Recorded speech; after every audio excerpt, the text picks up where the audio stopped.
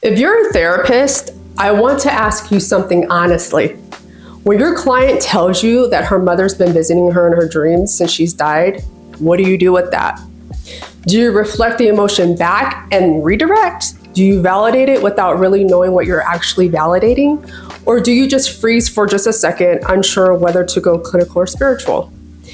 And if you're a grieving woman who's been in therapy and still feels like something isn't getting touched on, this video is for you too, because both of you are dealing with the same gap. Drop a hand in the comment or write hands if you're a clinician watching this, and drop a broken heart or say broken heart if you've been in grief therapy and left feeling really unseen. Welcome to the Healing with Amber channel and the 10th episode in the Things No One Talks About Grief series. I'm Amber, a licensed professional clinical counselor, psychospiritual grief therapist, spiritual counselor, evidential medium, and you can find a video here, and the creator of the Psychospiritual Grief Method, all right? I've spent years sitting with grief BIPOC women in both therapeutic rooms and spiritual containers. And I want to tell you something today that really all graduate programs never cover, okay? And it's not even in clinical supervision. It's never discussed there. And most of your clients have been quietly taking underground because didn't have a framework to hold it. This isn't a critique of therapists, it's an honest accounting of what the field has left out. And by the end of this video, you'll understand what's possible when we close that gap. So let's get into it. So let's name what most graduate programs in counseling and social work actually taught us about grief. We learned the stage models, Kubler-Ross, Worden's task, maybe a newer continuing education workshop on continuing bonds theory or complicated grief disorder. We learned the psychological dimensions, depression, anxiety, complicated grief, traumatic loss, prolonged grief disorder, which is now in the DSM-5 TR, by the way.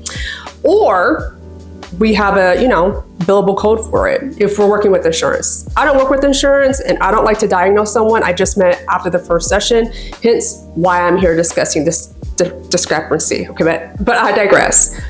We learned how to sit with the emotion, how to reflect it, how to validate it, how to tolerate our own discomfort while someone else's world falls apart in front of us. And those things are real. They matter because they help people. We help people. But here's what all graduate programs did not cover. They don't cover what to do when your client says her grandmother has been coming to her in her dreams and speaking directly to her. They don't cover how to hold the grief of a Black woman whose mother died in a hospital, where staff didn't take her pain seriously, where the death was preventable, where racism was a clinical factor. They didn't cover ancestral grief, the grief that doesn't just start with the person who just died, but generations of unprocessed loss that your client carries in their body. They don't cover how to sit with the client who uses spiritual ritual as part of their grieving process, which includes altar work, prayer, communication with the deceased, without either pathologizing it or pretending you don't understand it, or pretending you understand it when you actually don't. They don't cover how to hold cultural grief practices that fall outside the Western psychological frameworks. And for BIPOC clients specifically, this gap is not a minor inconvenience, it's clinical harm.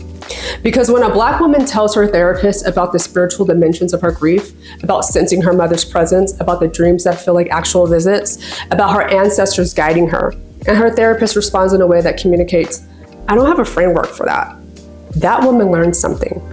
She learns that this therapist cannot hold her whole experience. Therefore, she learns how to edit herself. She learns that some part of her grief are welcome in this space and some parts aren't. And the parts she takes underground, those are often the parts that need the most healing. Drop a comment if you've ever edited your spiritual experience in a clinical setting because you didn't think your therapist could hold it. Or if you're a therapist who's ever felt that uncomfortable pause when a client has brought something spiritual to you. Let's name the gap together, okay? So I want to name 3 most common ways clinicians respond when a client brings spiritual grief into the room, because all 3 are well-intentioned and all 3 can inadvertently cause harm, all right? So response 1 is to deflect. The client says, I felt my grandmother near me last night. I could smell her perfume. The therapist says, that sounds like it really comforted you. What feelings came up? What's happening here, okay? The therapist has acknowledged the emotion, the comfort, and redirected towards the psychological. They didn't dismiss it. They didn't say it wasn't real, but they also didn't stay with it.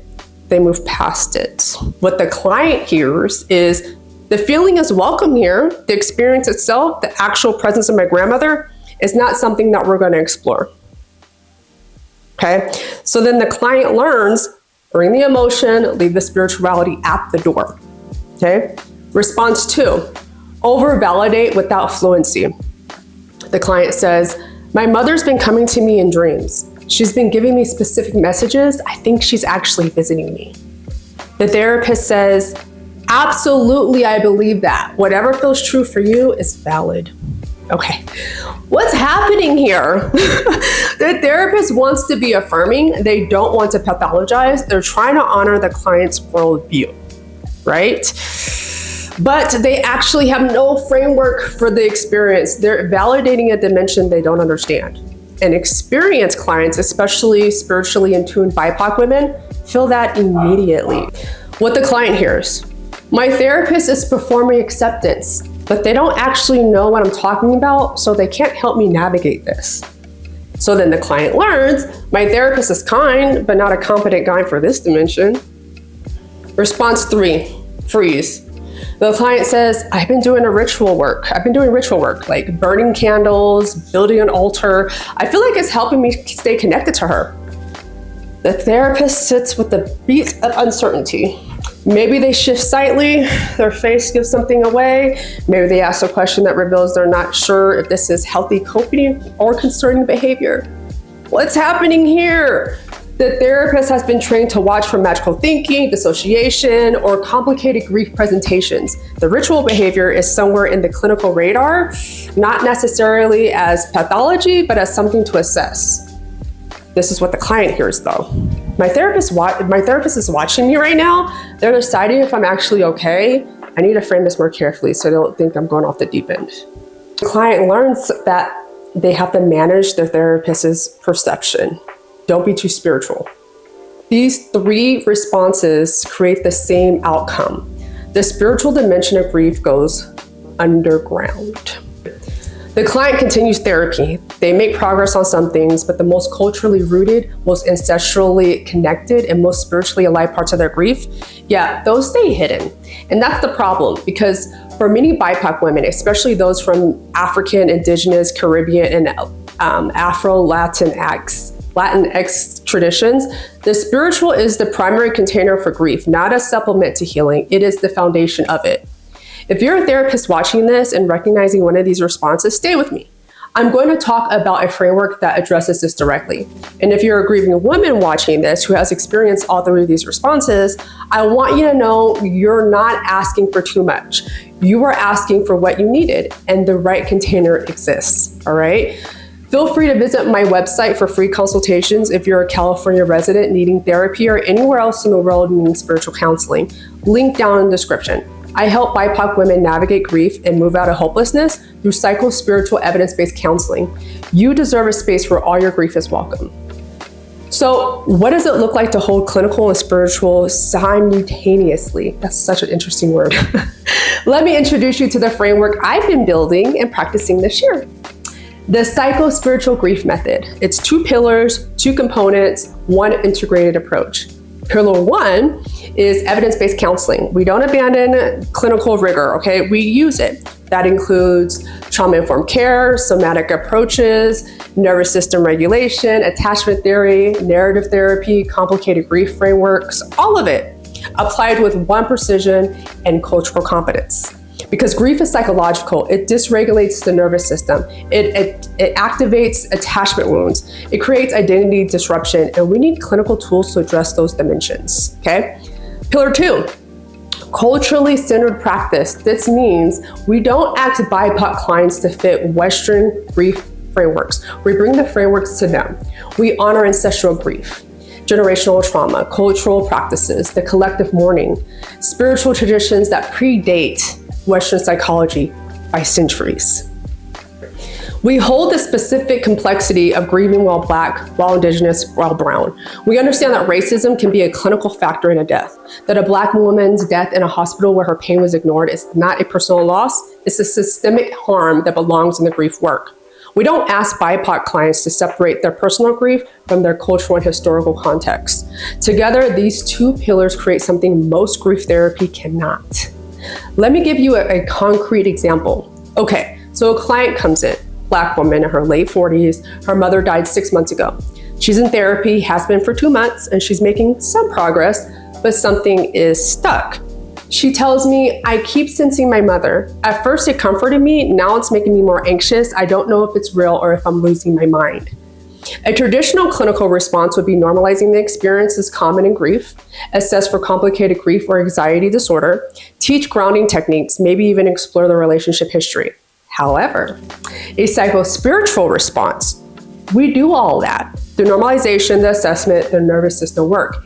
And we address the spiritual question directly. Is your mother actually present? What is her mother trying to communicate? What is her mother trying to communicate? Is her mother present? What would help her move from anxiety to trust in receiving this connection? We work somatically. Where does she feel her mother's presence in her body? Is it her chest, the shoulders? What sensation tells her that she's here? We work culturally. How did her family's tradition understand communication with the deceased? What did her grandmother teach her grandmother? Teach her mother? What did her grandmother teach her mother that her mother never got to teach her? We work spiritually. We do a practice together that helps her access the connection more intentionally rather than being caught off guard by it. And the anxiety transforms, not because we medicate it, not because we cognitively reframe it, but because we gave her a framework culturally grounded and clinically sound for understanding what's actually happened. That's actually what's possible. For clinicians, I built a training specifically for therapists, counselors, and social workers who want to work inside this framework. It's designed to give you the language, the clinical rationale, and the practical tools to hold the spiritual and cultural dimensions of BIPOC grief without pathologizing or bypassing, and it's approved by the NBCC to offer 6 CEU credits. Link can be found down in the description. Okay, so let me speak to both of you now because you've been both in this conversation. So that for the clinicians, you went into this work because you want to help people, genuinely, right? You've been sitting with grieving clients, doing the best, using the tools you were given. But you may not have noticed the gap. The moment when a client brought something you didn't know what to do with, right? The spiritual experiences you weren't sure how to hold, and the cultural context you weren't trained in. That gap is not a personal failure, it's a systemic gap in clinical education, and it can be closed. The Psychospiritual Grief Method training is for clinicians who are ready to close it. We want to serve BIPOC grieving clients with the full framework their healing requires, who want to hold clinical rigor and cultural wisdom and spiritual fluency without having to choose. The link to learn more and to register is down in the description. Enrollment details are there. This is the work that changes not just your practice, but the lives of every client you see after it. Now, for the grieving women, you came here because something in the title landed. Maybe you're in therapy and felt the gap yourself. Maybe you've been looking for a clinician who speaks both worlds. Maybe you're trying to understand why your spiritual experiences in grief feel so isolating. You're not too much. You're not asking for too much. You deserve a container that holds all of who you are, your cultural history, your ancestral connections, your spiritual experiences, and your human devastation, okay? While you're finding the right practitioner, I want to share with you that the Grief Sanctuary exists for you. It's my membership community for BIPOC women navigating through grief, okay? This membership includes bi-monthly live Q&A sessions, somatic practices, ancestral rituals, spiritual practices, and a community of women who will not ask you to edit your grief experience to make them comfortable. It's not therapy, and it's not a substitute for clinical support that you deserve, but it's a real container grounded in the Psychospiritual Grief Method, held by someone who understands both dimensions, okay? You can find that link down in the description. It's within my Substack community. We're at the end of the video. And I'm curious, what's one thing that you can take out of this video, whether you are a grieving BIPOC woman or a clinician that is interested in working with the Psychospiritual Grief Method, okay? Comment down below, I'd love to hear from you, all right? Know that I drop videos weekly. Please check out the list of things no one tells you about grief right here, all right? And consider subscribing. If you like what you witnessed here, subscribe. I drop videos every Friday, all right? At least I try to. All right, and so that's it. Until next time, next week, I'll see you then. Bye for now.